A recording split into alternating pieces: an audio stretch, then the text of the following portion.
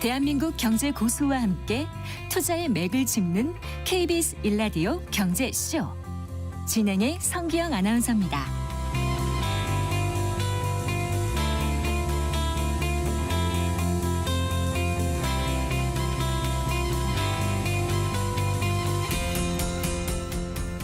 네 시 18분입니다. 최근 미국 트럼프 대통령이 2030년까지 대형 원전 10호기 착공을 목표로 하는 등 원자력 산업 활성화 행정명령에 서명했습니다.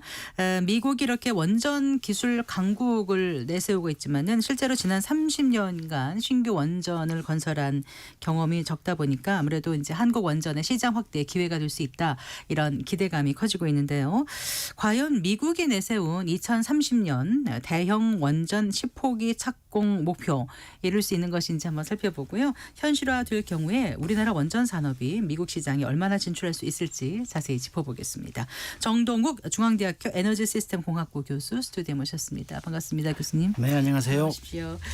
최근 트럼프 대통령이 이제 원전 르네상스에 대한 포부를 밝혔습니다. 일단 미국의 원전 상황이 어떤지 좀 궁금해서요. 쭉 한번 짚어봐 주시겠어요? 지난 거의 반세기 동안 건설이 뜸했다면서요? 네, 맞습니다. 사실 미국은 세계에서 원전을 가장 많이 지금 보유하고 있는 국가입니다. 지금까지도. 네. 지금 중국에 마구 쫓아오고 있는데요.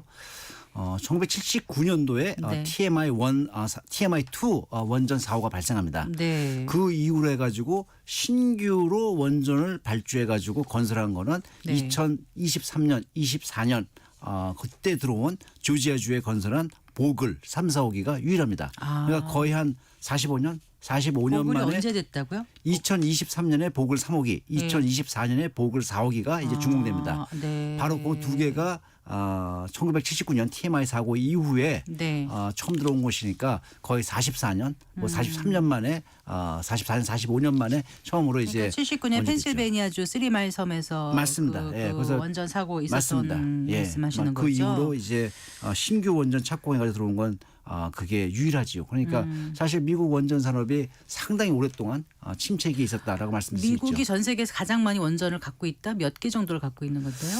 가장 많을 때는 110기 넘었습니다. 네. 110기 넘었는데 지금 현재 남아 있는 거는 94기 갖고 있습니다. 그 동안의 원전들이 이제 그 영구 폐쇄되고요. 그래가지고 네. 지금 남아 있는 거는 94기가 운전하고 있습니다. 네. 중국이 많이 늘리고 있나요? 맞습니다. 중국이 지금 건설하고 있는 거가 지금 한 20여기 되고요. 그다음에 네. 이미 운전하고 있는 것이 또한 30여기 돼서 네. 두 번째로 많은 국가가 지금 프랑스인데 네. 조만간 프랑스를 갖다 추월합니다. 프랑스는 몇 기 정도 있죠? 프랑스가 지금 56기 갖고 있습니다. 이게 지금 갖고 있다는 게 자국 내에 운전하고 있다. 자국 내에서 운전하고 있다. 맞습니다. 네. 네, 맞습니다. 원전 한 번 지으면 아까 미국이 100몇십 개에서 93개로 줄었다는 게 네. 그 수명이 있는 건가요? 보통 이제 운전 허가를 줄 때는 40년 주거든요. 네. 40년 준 다음에 미국 같은 경우는 20년 이제 운전 허가 연장을 합니다. 네. 그래서 어떤 발전소는 20년 운전 연장을 하고 네. 그래서 지금까지 운전하는 것이고 어떤 발전소는 40년 정도 하고서 네. 또는 45년 내지 50년 하고서는 이제는 거기에 이제 운영 보수에 돈이 많이 들어가니까 네. 그다음부터는 원전을 갖다 중단하는 경우도 있지요. 심지어 그렇군요. 어떤 원전은 네. 80년 가겠다고 지금 나오는 원전도 있습니다. 아, 그렇군요. 네. 아주 기초적인 질문을 제가 이제 드렸는데 23일에요. 그 트럼프 대통령이 원자력 산업 활성화 행정 명령에 서명했다고 이제 다들 뉴스를 접하셨을 거예요. 네.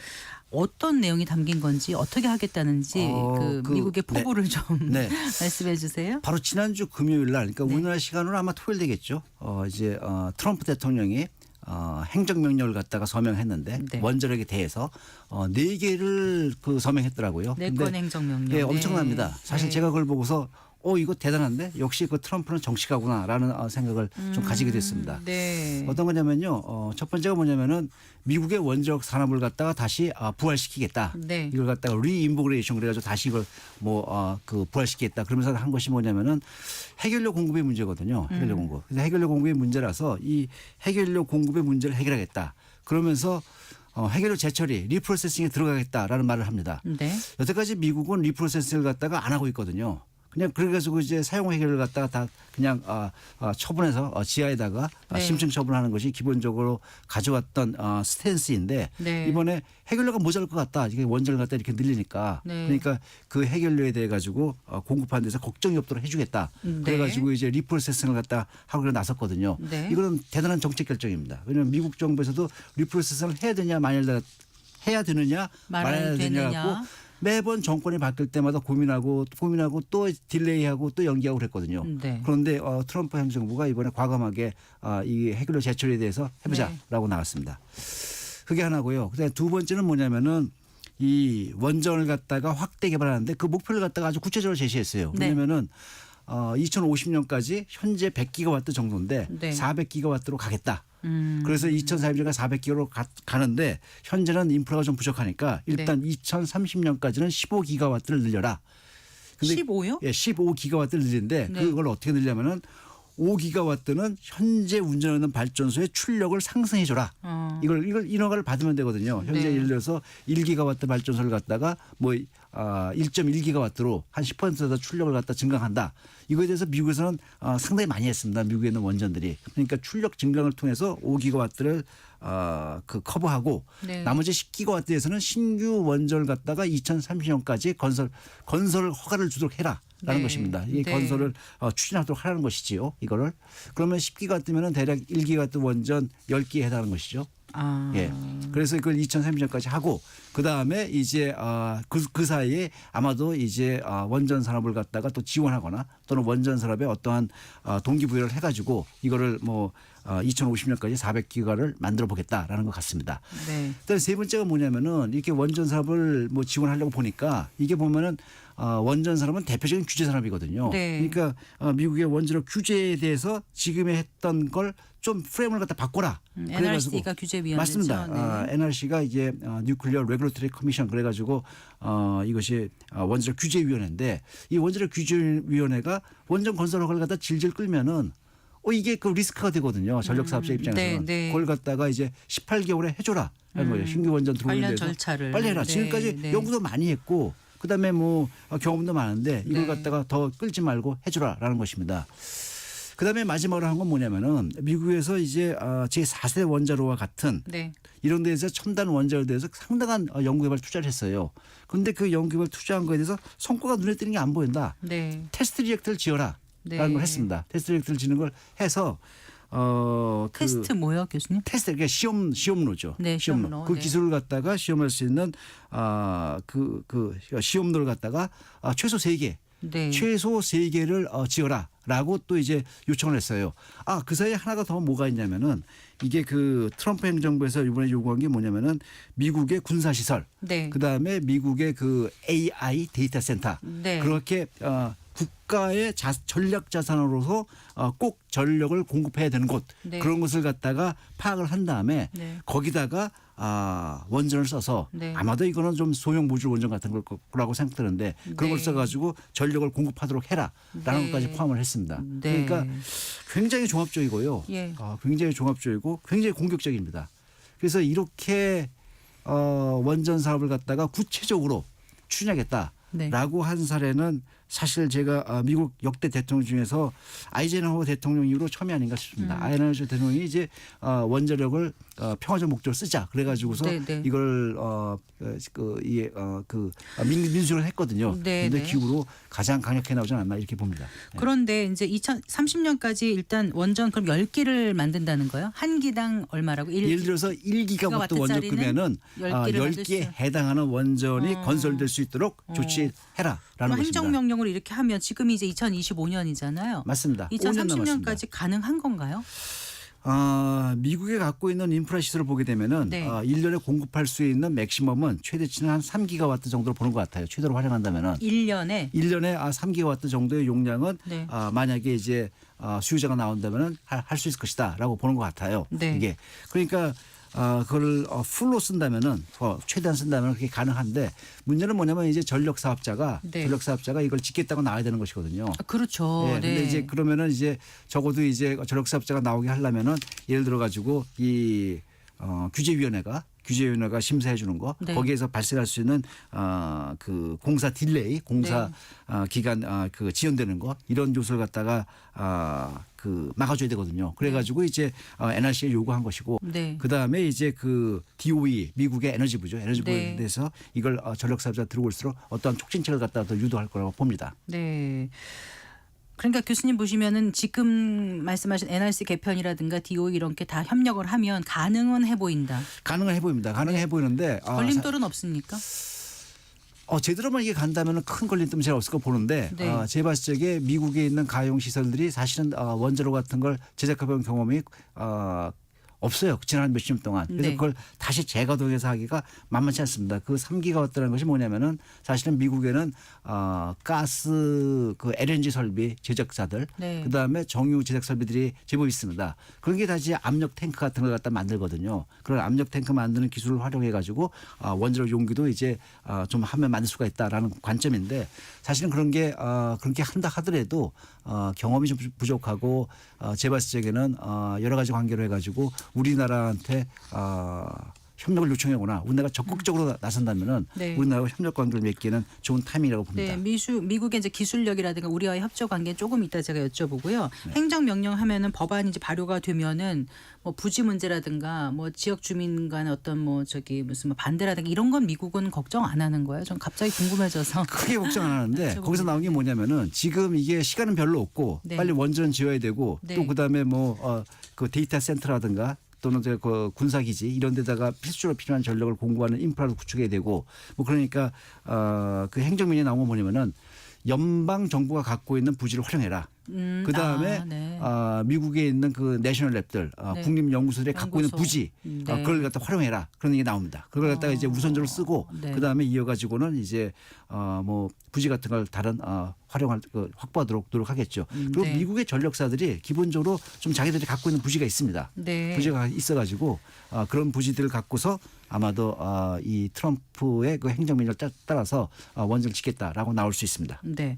미국은 이제 원전 강국이라고 말은 하지만 말씀하신 대로 40몇 년 동안 이제 제대로 지어보지도 못한 상황이지 않습니까? 최근에 맞습니다. 보글 예. 3, 4호기 빼놓고는요. 맞습니다. 자, 그렇다면은 이제 다른 나라와 잘하는 나라와 좀 협력을 해야 되지 않을까 싶은데 그래서 이게 이제 우리의 어떤 시장 기회가 아닌가 기대하는 목소리가 그래서 이제 있지 않습니까? 네, 신정부가 들어서게 된다면은 네. 대선 이후에 그 신정부가 들어서게 된다면은 저는 이 미국이 지금 트럼프 행정부의 정책 방향에 네. 적극적으로 협조해서 네. 우리나라 원전 산업이 미국에 진출할 수 있도록 이렇게 창구를 열어야 된다고 봅니다.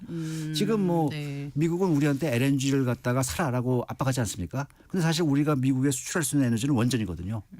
네. 그러니까 우리도 뭐 미국에 에너지 수출할 수 있으니까 이런 원전 갖고서 우리가 미국에 협조하겠다. 더군다나 뭐 웨스팅하우스와 협력 관계도 체코 사업을 계기로 해가지고 잘 됐으니까 네. 그걸 활용해서 우리가 진출할 수 있는 창구를 열 수 있도록 신정부가 적극적으로 나서야 된다고 봅니다. 그럼 분명히 기회가 있을 거라고 봅니다. 지금 이제 대선 주자들은 이제 원전을 더 하자는 쪽이 있고 또 재생에너지 쪽을 더 추진하는 쪽이 있는 거잖아요. 맞습니다. 네. 그런데 어떤 사람이 된다 하더라도 맞습니다. 일단 원전 수출은 지금 국내하고는 다른 문제니까. 맞습니다. 지금 네. 국내에서 뭐 어느 에너지를 갖다가 주력을 할 것이냐 그거는 뭐 차후에 풀 문제고 이거는 네. 에너지 믹스라는 기본적인 방향을 세워야 되거든요. 근데 우리의 에너지 믹스라는 기본적인 방향이 네. 2050년 탄소 중립까지 가기에 그 로드맵이 없습니다. 네. 그걸 갖다가 세우다는 문제고 예. 지금 뭐 원전을 갖다가 지금 미국에서 이렇게 공격적으로 나서고 있다면은 네. 이걸 이용해서 이걸 활용해서 이런 기회에 트럼프 행정부하고의 유대 관계도 높이고 그 다음에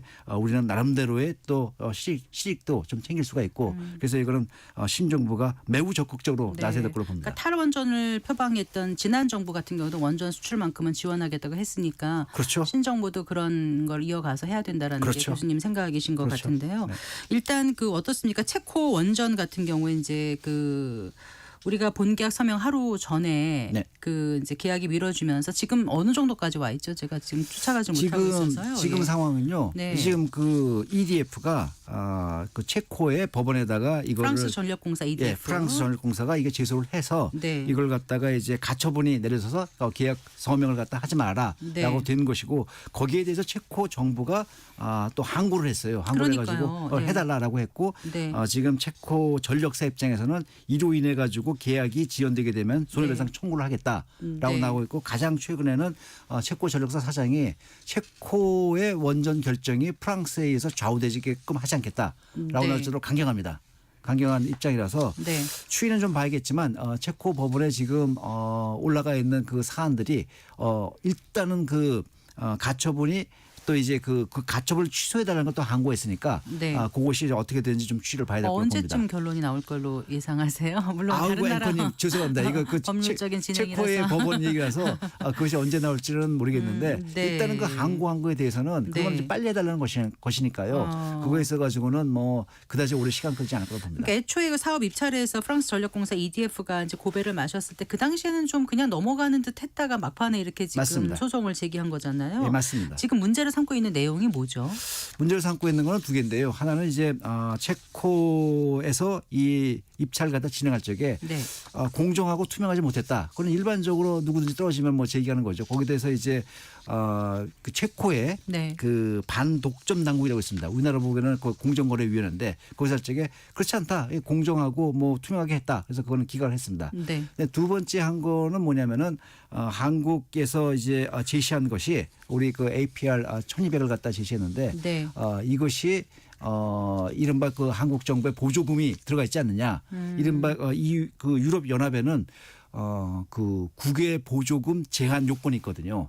이게 왜냐면은 유럽 내에 있는 국가 말고 다른 국가가 유럽 시장에 들어올 적에 그 국가에서 어떤 보조금을 받아서 싸게 제품을 갖다가 판매하게 되면 이게 시장을 교란한다 이겁니다. 그렇게 못하게 한다는 그래서 거죠. 네. 그래서 그걸 갖다가 역외 보조금이라고 부르는데 역외 보조금을 받지 않았냐라는 걸 갖다가 두 번째 걸었는데 그 두 번째 건 거에 대해서 네. 체코 당국에 대해서는 이건 체코 당국이 난 조사 권한이 없다. 하지만은 네. 내가 체코 이제 그 계약 담당자한테 파악해 보면은 뭐 큰 문제는 없는 걸로 자기는 파악했지만 이건 자기들이 조사 권한이 없다라고 했어요. 네. 그래서 그걸 갖고서 이제 체코 법원에다가 이제 그 가처분 신청을 한 것인데 네. 이제 그거는 이제 체코 정부도 이제 대응해야 되고 네. 그다음에 우리가 뭐 보조금 받은 거 없다라는 측면에서 대응을 해야 됩니다. 그러면 됩니다.